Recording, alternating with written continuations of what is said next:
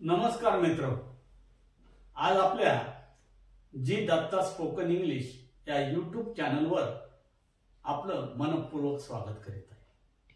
मित्रो, आजचा आपला विषयच वेगळा आहे, एकदम वेगळा आणि एकदम असा नाविन्यपूर्ण असा आहे, समजून घेण्याची गोष्ट आहे। बघा, काही सामान्य नावं आहेत, म्हणजे तशी बरीचशी आहेत, परंतु आपल्याला पटकन लक्षात येईल असं, जसं गाव हे एक सामान्य नाव आहे, विलेज, शहर, सिटी हे एक सामान्य नाव आहे, शाळा, कॉलेज हे पण सामान्य नावच आहे। अशी अनेक प्रकारचे सामान्य नावं आपण दिवसेंदिवस आपल्या दैनंदिन जीवनात वापरत आलो आहोत। मग त्याचं काय तर बघा, एखाद्या सामान्य नावाला आपल्याला जर जोरकसपणाने वापरायचं आहे आणि ते त्याचा कर्ता म्हणून वापर करायचा असेल, त्याला विशेष महत्त्व द्यायचं असेल, जोरदारपणे ते सामान्य नाम कर्ता म्हणून आपल्याला वापरायचं असेल, तर आपण मराठीमध्ये संयोग चिन्ह वापरून त्याचा उपयोग करीत असतो। आता संयोग चिन्ह कदाचित तुमच्या पटकन लक्षात येणार नाही, व्याकरणाचा भाग आहे, परंतु बघा, गाव गाव म्हणजे तेच सामान्य नाव एका पाठोपाठ लिहितो, परंतु ह्या गाव गाव ह्या दोन शब्दाच्या मधोमध एक छोटीशी जी आडवी रेषा आपण लिहितो, ते एक चिन्ह आहे आणि त्याला म्हणतात संयोग चिन्ह। दोन सामान्य नामाच्या मधोमध असलेली आडवी रेष म्हणजे संयोग चिन्ह। या संयोग चिन्हालाच इंग्रजीत हायफन असं म्हणतात। तर तुम्ही म्हणाल सर, मग त्याचं काय? तर असं जेव्हा आपल्याला वापर करायचा असतो सामान्य नामाचा कर्ता म्हणून जोरदारपणे किंवा जोरकसपणे वापर करायचा असतो, त्यावेळेस मराठीत आपण गाव गाव, शहर शहर, विद्यार्थी विद्यार्थी, शाळा शाळा, झाड झाड, शेत शेत, डोंगर डोंगर असा आपण वापर करीत असतो। तर हाच प्रकार आपल्याला कसा करता येईल इंग्रजीत? तर तिथं हायफन चिन्ह वापरण्याऐवजी तिथं एक वेगळीच पद्धती आहे, ती म्हणजे बघा, आता गाव गाव असं जर आपल्याला म्हणायचं असेल तर आपण म्हणणार इंग्रजीत ईच अँड एव्हरी विलेज, आणि हे सामान्य नाव सुद्धा एकवचनीच असावं लागतं बरं का, इथं लक्षात ठेवा।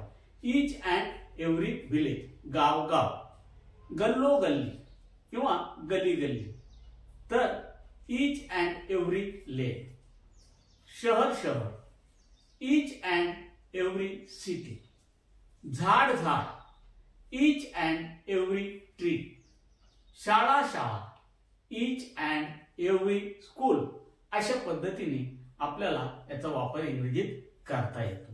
मग जेव्हा आपल्याला इंग्रजीत ईच अँड एव्हरी या समूहानंतर एक वचनी सामान्य नाम वापरलं तर आपल्याला ही रचना बनवता येते आणि याचा अतिशय सुंदरपणे वाक्यात उपयोग कसा केला जातो हे आज आपण पाहणार आहोत। चला तर पाहूया इम्फॅटिक कॉमन नाउन सब्जेक्ट। याला इम्फॅटिक म्हणजे याच्यावर जोर देऊन बोललं जातं। इम्फॅटिक कॉमन नाउन सब्जेक्ट, जोरकस सामान्य नामी कर्त्यांचा वापर आज आपण पाहणार आहोत। याला काय म्हणूया आपण? जोरकस सामान्य नामी कर्ता, इम्फॅटिक कॉमन नाउन सब्जेक्ट। इंग्रजी लक्षात ठेवलं नाही तरी चालेल, पण त्याचा वापर ध्यानात घ्या कसा करायचा। गाव गाव घाणेरडे आहे, बघा वाक्य नीट आहे का? गाव गाव घाणेरडे आहे। Each and every village is dirty. Each and every village is dirty.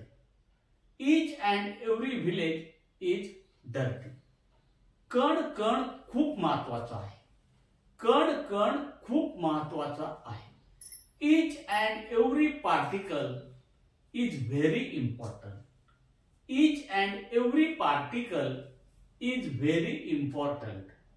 Each and every particle is very important. अवयव अवयव मजबूत आहे, अवयव अवयव मजबूत आहे। Each and every line is strong. Each and every line is strong. Each and every line is strong. मूल मूल रडत आहे दुधासाठी, मूल मूल रडत आहे दुधासाठी। Each and every child is crying for milk. Each and every child is crying for milk. Each and every child is crying for milk. शेत शेत पाण्यानं पूर्ण आहे. शेत शेत पाण्यानं पूर्ण आहे. Each and every field is full of water. Each and every field is full of water. शेतकरी शेतकरी दुःखी आहे. शेतकरी शेतकरी दुःखी आहे. शेतकरी शेतकरी दुःखी आहे. Each and every farmer is sad. Each and every farmer is sad. Each and every farmer is sad. गल्ली गल्ली स्वच्छ केली जात आहे. गल्ली गल्ली स्वच्छ केली जात आहे. गल्ली गल्ली स्वच्छ केली जात आहे. Each and every lane is being cleaned. Each and every lane is being cleaned. Each and every lane is being cleaned. Each and every lane is being cleaned. रस्ता रस्ता स्वच्छ दिसतो. रस्ता रस्ता स्वच्छ दिसतो. रस्ता रस्ता स्वच्छ दिसतो. Each and every road, each and every road looks clean. Each and every road looks clean. Each and every road looks clean. झाड झाड हिरवं आहे.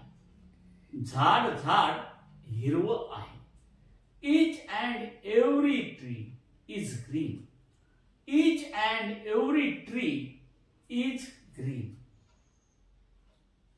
Each and every tree is green.